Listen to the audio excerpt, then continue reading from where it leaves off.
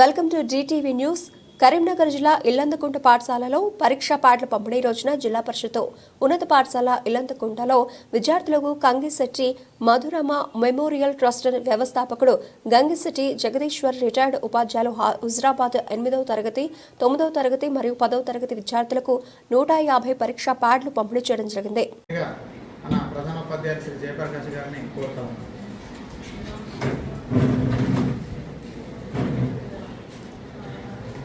Gangisetty Madhuramma memorial trust నిర్వహించే ఈ సదస్సుకు ముఖ్య అతిథిగా విచ్చేసినటువంటి మన మండల ఎంఈఓ రాముడు సార్ గారికి, అలాగే నా తోటి ఉపాధ్యాయులందరికీ సాయంకాలం నమస్కారం. మనకు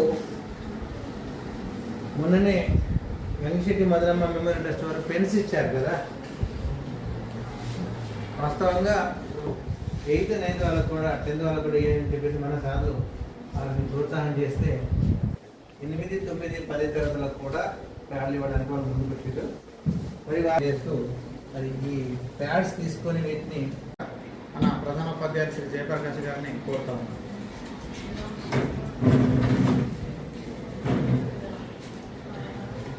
గంగిశెట్టి మధురమ్మ మెమోరియల్ ట్రస్ట్ నిర్వహించే ఈ సదస్సుకు ముఖ్య అతిథిగా విచ్చేసినటువంటి మన మండల ఎంఈఓ రాముడు సార్ గారికి, అలాగే నా తోటి ఉపాధ్యాయులందరికీ సాయంకాలం నమస్కారం. మనకు మొన్ననే గంగిశెట్టి మధురమ్మ మెమోరియల్ ట్రస్ట్ వారు పెన్స్ ఇచ్చారు కదా.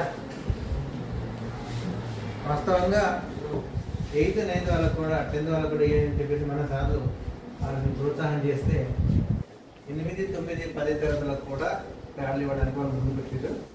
మరి చేస్తూ మరి ఈ ప్యాడ్స్ తీసుకొని వీటిని ఉచితంగా వస్తున్నాయి కదా అని నెగ్లిజెన్స్ చేయకుండా వీటిని వినియోగించుకోవాలని, ఎక్కువ కాలము ఖరాబ్ కాకుండా, ఎటువంటి మనం కొంచెం వాల్యూలు ఫ్రీగా వస్తే దానికి విలువ ఇయ్యాం కదా, అలా కాకుండా వారి యొక్క ఉద్దేశాన్ని మనము అర్థం చేసుకొని ఆ ఉద్దేశాన్ని మనం పరిపూర్ణంగా ప్యాడ్లను ఉపయోగించుకోవడంలో మన పాఠశాల ఇల్లందకుంట పాఠశాలలో ఏర్పాటు చేసిన సమావేశానికి అధ్యక్షత వహిస్తున్న ప్రధాన ఉపాధ్యాయులు జయప్రకాష్ గారు మరియు ఉపాధ్యాయ బృందం, విద్యార్థులకు శుభ సాయంత్రం, శుభోదయం.